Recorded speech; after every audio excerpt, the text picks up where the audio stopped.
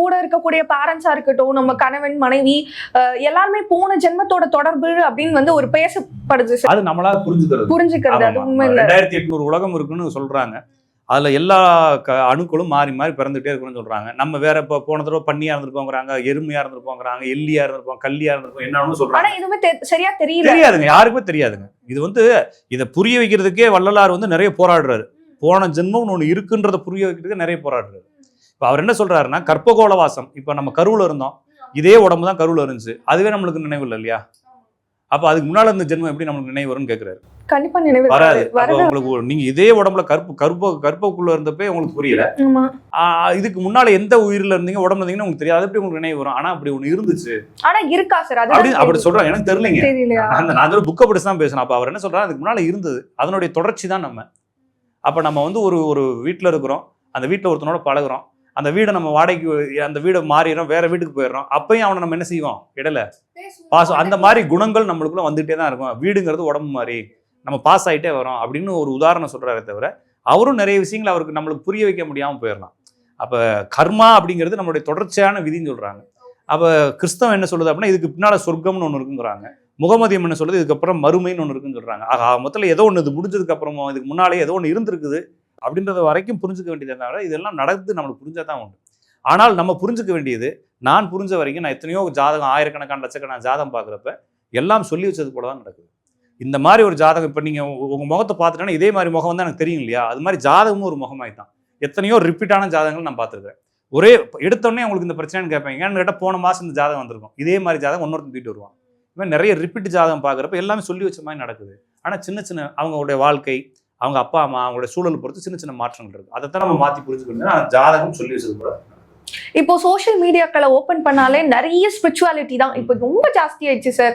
எல்லாருமே வந்து நான் இது பண்ணேன், எனக்கு கொஞ்சம் பவர் கிடைச்சது, அந்த மாதிரி நிறைய விஷயங்கள் சொல்றாங்க, நல்ல விஷயங்களும் சொல்றாங்க. ஒருத்தர் இப்போ ஒருத்தர் வந்து மூச்சு பத்தி பேசுறாரு, இன்னொருத்தர் வந்து வேற விஷயம். 5 பைசா நயா பைசா பிரயோஜனம்னா அந்த பேச்சு. ஏன்னா நம்மளுக்கு இவங்க சொல்லக்கூடிய விஷயத்துல எந்த இடத்துல ஆன்மீகம் கிடைக்காது. புரிஞ்சுக்கிட்டீங்களா? இவங்க எல்லாம் வந்து ஒரு கிளர்ச்சியை நோக்கி நகர்றாங்க. ஆன்மீகம் கிளர்ச்சி கிடையாது. அது என்னன்னா, ஆன்மீகம் என்பது ஒரு ஏகாந்தம். அது வந்து இந்த மாதிரி சொல்லக்கூடிய கிளர்ச்சியிலலாம் கிடையாது. மூச்சு பயிற்சி, குண்டலி எழுப்பி விடுறேன், 400 ரூபா கொடுங்க, இந்த பக்கம் அனுப்பிடுறேன், அந்த பக்கம் அனுப்பி விடுறேன்றதெல்லாம் பொய். ஒரே ஒரு வழி, வளர என்ன சொல்ல, 3000 வருஷம் 4000 வருஷம் தவம் கிடக்கணுங்கிறாரு. அதுக்கு அன்பை நீ வெளிப்படுத்தணுங்கிறாரு. அன்பு வந்து உனக்குலேருந்து மலரணுங்கிறாரு. மொத்தத்தில் எல்லா கருணையான மழை இருக்க முடியல. சரிங்களா? அப்போ இது எல்லாமே ஏமாற்று வேலை. மேனிஃபெஸ்டேஷன் இந்த இடத்துல 787 எழுதிக்க, இந்த இடத்துல இன்ஃபினிட்டி போட்டுக்க. மொத்தத்தில் இவங்க சொல்கிறது எல்லாமே, நான் என்கிட்ட ஒருத்தவங்க கேட்டாங்க, தியானம் பண்ணாலும் அமைதி கிடைக்குன்னு சொல்கிறான். அமைதி இருந்தால் தானே தியானமே வரும்னு நான் சொல்கிறேன். அப்போ நீ பயிற்சியை அமைதியாக இருக்க பழகிக்கணும். உங்களுடைய வாழ்க்கையில் நீங்கள் அமைதி ஆனதுக்கு பிறகு தான் தியானம் கைகூடும்.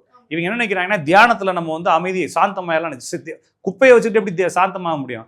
நம்மளுக்குள்ள கப்படிக்குது. தியானம் பண்றது மூலியமா தான் ஒண்ணுமே நடக்குது. அமைதி கிடையாது. அமைதியானதான் தியானம் கிடைக்கும். நான் திருப்பி சொல்றேன், நீங்க ஃபர்ஸ்ட் உங்களுடைய வாழ்க்கை முறையில, அதனாலதான் சரியை கிரியைன்னு சொல்றாங்க.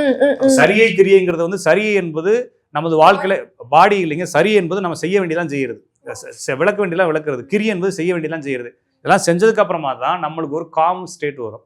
அதுக்கப்புறமா தான் நம்ம வந்து பிராத்தியாகாரம் போகணும், அப்புறம் தாரணை போகணும், அப்புறம் யோகத்துக்கு போகணும். அப்ப நம்ம இதெல்லாம் படிப்படியா போனவங்க என்னன்னா, ஈஸியா இதுல உட்காந்து கண்ணை மூடுறது. சரி, அப்போ சில பேர் கிளாஸஸ்ல வச்சு நடத்துறாங்க, அதெல்லாம் போய் அது வந்து உங்களுக்கு சொல்லி கொடுக்குறாங்க.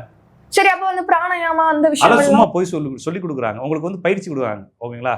அப்போ வந்து ஒரு என்ன செய்யறேன்னா, ஒரு மலையேற்றம் நடக்க போகுது, அதுக்கு முன்னால ஒரு ரவுண்டு எடுத்துறாங்க, ரூம்ல ரவுண்டு வாங்க அப்படின்னு சொல்ற மாதிரி தானே தவிர, நீங்க ரூம்ல ரவுண்டு வந்துட்டு நம்ம மலைக்கே ஏறின மாதிரி ஒரு கில்ட்டி வந்துச்சுன்னா என்ன பண்றது? அதெல்லாம் ஒண்ணும் இல்லை. நான் திருப்பியும் சொல்றேன், ஆன்மீகம் அப்படிங்கிறது முழுக்க அங்க போயிடணும். இல்லைன்னா அமைதி காம் ஸ்டேட்டுக்கு வந்துடணும். காம் ஸ்டேட்டில் நீங்க எப்படி இருப்பீங்க? ஒருத்தன் கல்யாணம் பண்ணிட்டு எப்படி அமைதியா இருக்க முடியும்? இல்லைங்களா? அவன் பஞ்சாயத்து என்னைக்காலும் ஒரு டென்ஷன் ஆவான்.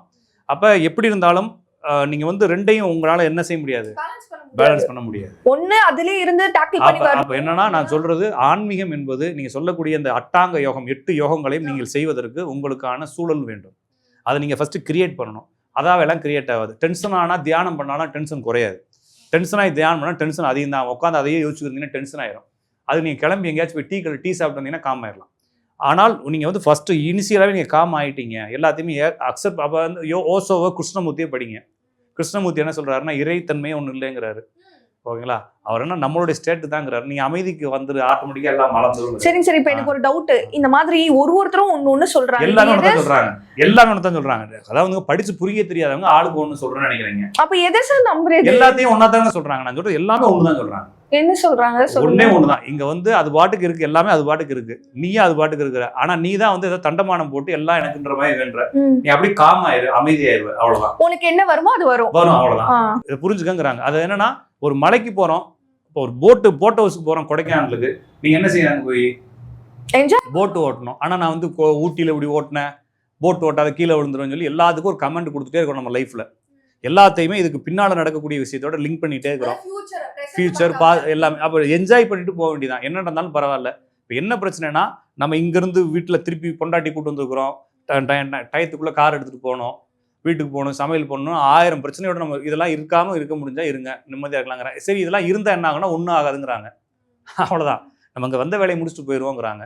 ஆனால் இதுக்கு மேலே வள்ளலாறு இந்த மாதிரி ஆளு என்ன சொல்கிறாங்கன்னா, இறை அப்படிங்கக்கூடிய ஆற்றல் இருக்குது, அதை நம்ம உணரலாங்கிறாங்க. அதுக்கு இன்னும் அடுத்த ஸ்டேஜ் போகணும்.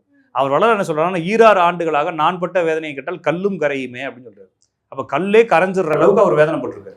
அவர் வாடிய பேரை கண்டு அவரு அது வேற. நான் சொல்றதுங்க, அவருடைய நரம்பெல்லாம் வெடிச்சு செதறி இந்த சதையெல்லாம் உடஞ்சிருச்சுன்னு சொல்றாரு. அவர் ஒளி தேகத்துக்கு வந்துட்டேன், அடுத்து பிரணவ தேகத்துக்கு வந்துட்டேன் அப்படின்னு வரிசையா சொல்றாரு. இதெல்லாம் அடையிறதுக்கு நான் இங்க சென்னையில் இருந்தால் மனம் சிலுகுரும் என்றே காடு மலைகள் தோறும் வயல்கள் தோறும் திரிந்தலைந்தேன்னு சொல்றாரு. இங்கிருந்து ஓடிட்டாரு, ஓடி எங்கெங்கயோ சுத்தி நிற்கிறாரு. அப்ப என்னென்னமோ செஞ்சுதான் அவர் அந்த இடத்துக்கு வந்திருக்காரு. நீங்க இயேசு 35 வயசுல பாக்குறீங்க, 35 வயசு வரைக்கும் என்ன பண்ணாருன்னு யாருக்கும் தெரியாதுல்ல. அவர் எவ்வளவு வேதனைப்பட்டாருன்னு அவருக்கு தானே தெரியும். அப்ப அந்த வேதனையை நம்ம பிறகு தயாராகு. சரிங்களா? இப்ப அவங்க சொன்னோன்னு என்ன செஞ்சிடறோம்?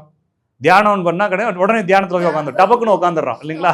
அப்ப தியானத்துக்கு முன்னால நம்ம அப்ப தியானம் அப்ப என்ன சொல்றாங்கன்னா, மொத்தம் 12 தாரணைகள் சேர்ந்தது ஒரு தியானம். அப்ப ஒரு தாரணை என்பது 12 நிமிடம். ஒரு 12 நிமிடம் நீங்க கண்ணை கட்டிக்கிட்டு எந்த ஒரு சிந்தனையும் இல்லாம அமைதியா ஸ்டேட்ல 0 ஸ்டேட்ல இருந்தே அது ஒரு தாரணை. அப்ப அது ஒரு 12 முறை தாரணை இருந்தா தான் தியானம் வரும். ஆனா இவன் நினைக்கிறான், அப்ப ஒரு 5 நிமிஷம் உட்காந்த மாப்பிள்ள ஃபுல்லா தியானத்தை ஃபுல்லா மேல போயிட்டேன் அப்படிங்கிறான். ஓகேங்களா? அது என்னன்னா, அது அவங்களோட கற்பனை. ஆல்பா ஸ்டேட், பீட்டா ஸ்டேட், ஸ்டேஜ்ல எல்லாமே ஒரே ஸ்டேட் தான். ஓகேங்களா? அப்ப எல்லாம் புரிஞ்சுக்க வேண்டியது இது. நீங்க நினைக்கிற மாதிரி விஷயம். அதனாலதான் வள்ளலார் என்ன சொல்றாருன்னா, இது மாதிரி இருக்க பல்லிழித்து ஏமாந்து போவார்கள், சிறு ஒளியை கண்டு ஏமாந்து போவார்கள். எனவே இதுல போய் ஐக்கியமாகாதீர்கள், சிவசிந்தனை வேண்டாம், தியானம் வேண்டாம், நித்திய தியானம், சிவசிந்தனைன்னு சொல்றாரு. அப்ப எப்பயுமே சிவனை நினைத்து, சிவன்னா என்ன, ஒரு ஆற்றல் இருக்குன்ற நினைப்பு வேணும்.